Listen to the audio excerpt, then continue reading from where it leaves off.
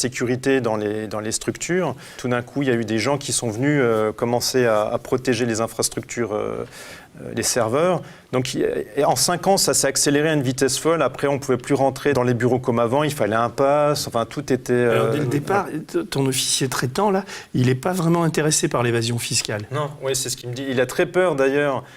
Les premières fois que je le vois, enfin surtout la première fois, il me dit la DGSE, en fait, par expérience, n'aime pas beaucoup les journalistes. Et ils craignent que t'en sois un petit peu ou quoi? Ils craignent... Ils me disent tout de suite, le premier officier traitant me dit les affaires franco-françaises ne nous intéressent pas.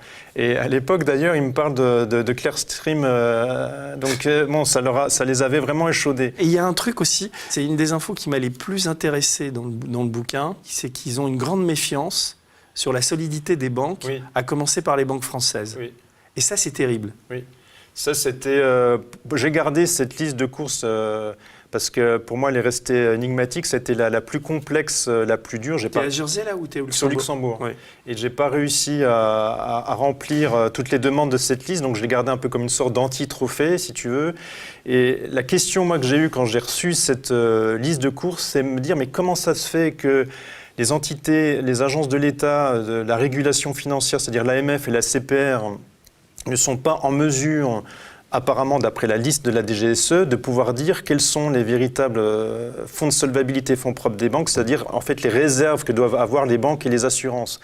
Donc la DGSE, donc un bras de l'État, me demande, Maxime, est-ce que tu peux nous confirmer que nos banques et nos assurances ne trichent pas et qu'elles ne passent pas par les paradis fiscaux pour mentir sur leurs fonds propres et les fonds de solvabilité?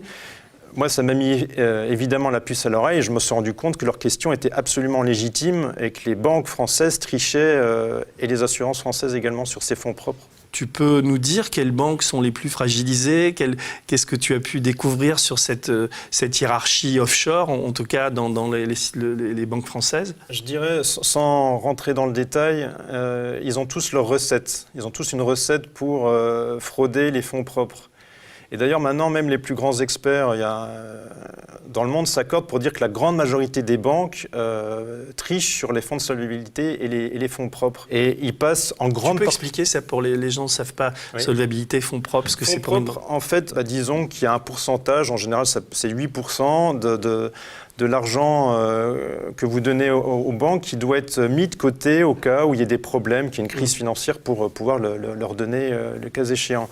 Donc c'est de l'argent en cash qu'on ne doit pas toucher. Et ces 8%, en réalité, en passant par les paradis fiscaux, sont utilisés pour des investissements, ce qui est interdit par la loi. En fait, la DGSE, les services secrets, donc le plus haut niveau de l'État, cherchent en permanence à savoir si on n'est pas à l'aube d'une catastrophe, quoi. C'est un peu ça. Et toi, tu es la petite souris dans cet univers-là, et tu dois déterminer si est-ce qu'on est sûr que BNP Paribas, Société Générale, Crédit Agricole ou autres, et peut-être des banques étrangères, oui, aussi, où ils en sont, quoi. Parce qu'il y a, oui, Deutsche Bank, on est souvent les banques italiennes, on peut dire qu'il y a 32 ou 33 banques systémiques dans le monde. Et alors là, c'est un avis que je te demande. Qu'est-ce que tu penses de ça, toi qui as vécu dans ces deux paradis fiscaux? Est-ce qu'on est en permanence à l'aube d'une crise? Est-ce que les banques ont raison? Le degré de confiance d'une banque à l'autre, enfin, comment ça s'opère dans le détail? C'est un peu terrible à dire, mais il y a une grosse part psychologique. De psychologie, c'est-à-dire chacun se tient par la barbichette. Et tant que tout le monde joue un peu le jeu, le système se tient, si tu veux. Mais effectivement, bon, moi je suis pas Nostradamus, je ne peux pas te dire s'il y aura une crise, quand est-ce qu'elle aura lieu, mais j'étais extrêmement surpris de voir à quel point le système était fragile. Et moi, c'est ça qui m'a énormément surpris, que derrière ces grandes façades de bâtiments très riches, tout neufs, au Luxembourg, à Jersey, c'était extrêmement mal organisé, la finance extrêmement mal organisée, très très mal régulée. Ah non, mais il est flippant ton livre pour ça, quoi. Ouais. Et excuse-moi, je te coupe, mais il y a un moment, moi j'ai découvert le logiciel Investran, ITEX aussi, oui. Et en fait, on se rend compte que ces tricheurs, en fait, ont des outils, oui, qui sont quasi indécelables, quand même n'importe quel contrôle serait opéré dans ces cabinets ou dans ces banques, grâce à ces logiciels effaceurs. Comment ça fonctionne?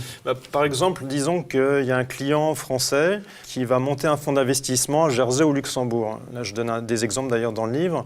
Il va utiliser la plateforme ITEX. Il va voir la comptabilité du fonds qui est basé à Jersey. Il va y avoir accès. Il va pouvoir envoyer des mails qui vont être cryptés, qu'on ne pourra pas déceler. En fait, c'est une plateforme, si tu veux, secrète. C'est-à-dire, s'il y a une descente du fisc chez eux, le fisc ne pourra rien prendre sur les disques durs, il n'y aura rien sur les disques durs. En fait, les paradis fiscaux s'organisent de plus en plus, y compris, on voit que le Luxembourg, et c'est pas un hasard, développe énormément les hubs avec les serveurs. Pourquoi ? Parce que toutes les infos bancaires qui sont à Jersey sont transposées à Jersey au Luxembourg pour que le fisc ne puisse pas y avoir accès. Oui, tu dis d'ailleurs, il y a une phrase où tu dis les types qui bossent dans ces cabinets, enfin où tu travaillais, passent leur temps à créer des illusions, des simulations d'activité, oui. Et en fait c'est que des coquilles vides. Donc leur boulot, ça consiste à fabriquer de la substance qu'on appelle nous de la substance. Nous on nous donnait des cours dans la boîte où j'étais en disant il faut que vous créiez de la substance pour faire croire que le fonds est administré depuis Jersey, ce qui n'était pas vrai, puisque les décisions avaient lieu en France, et absolument pas depuis Jersey. Donc quoi, le job d'un job comme le tien ou comme d'autres là-bas, c'était de fabriquer en permanence des leurres, des illusions, etc., ouais. Au cas où il y a un contrôle, parce que, ouais. En fait, même dans ces paradis fiscaux-là, qui sont quand même super protégés, je pense à Jersey ou à Guernsey ou ouais. des îles anglo-normandes, les types craignent quand même un petit peu quelque chose. Toujours un petit peu, oui, toujours. Ouais, c'est ça qui est étonnant. Alors, et puis aussi, tu balances des noms. Alors, j'ai trouvé ça intéressant parce que tu t'attaques aux médias français, quoi, à BFM, à RMC, et tu cites un nom, Alain Blanc-Rude, ouais. Et tu expliques qu'en fait, les gains de ces télévisions, de ces médias, tout ce qu'ils gagnent en publicité, quand on les regarde, etc., en fait, ça passe par Jersey. Ouais. Est-ce que tu peux expliquer ? Il y a du blanchiment derrière, enfin, c'est une accusation grave. Il y a pas de. C'est pas une accusation grave, c'est la réalité. Oui, non, mais je veux dire. Il n'y a pas d'instruction judiciaire pour l'instant là-dessus ? Non, pas que je sache. Et tu n'as pas été poursuivi en diffamation ? Pas pour le moment, il y a encore 2 mois. Donc ça veut dire que BFM, ou tous ces types qui nous font la morale, ouais. Ces éditorialistes, je pense, il y a même des gens que j'aime bien, je pense à un type comme Bourdin, par exemple, sur RMC, ouais. Quand il fustige... J'ai envie de dire qu'il faudrait qu'il balaye devant sa porte pour commencer, en fait. Ouais, mais alors explique-nous ça, quoi. L'actionnariat est offshore. De ces médias, l'argent remonte offshore, ça se résume uniquement à ça. Donc pour moi, il y a un problème quand certains journalistes apparaissent comme des sortes de justiciers. Moi, j'en suis absolument pas un. C'est ce que j'ai envie de dire pour Bourdin. Bon, il faut déjà qu'il regarde là où il travaille, je trouve ça assez marrant. Et puis après aussi, je donne l'exemple du milliardaire français Christian Latouche, qui a plusieurs médias, Lyon Mag, lanceur.fr, ou aussi Sud Radio qui soutenaient énormément les Gilets jaunes, etc.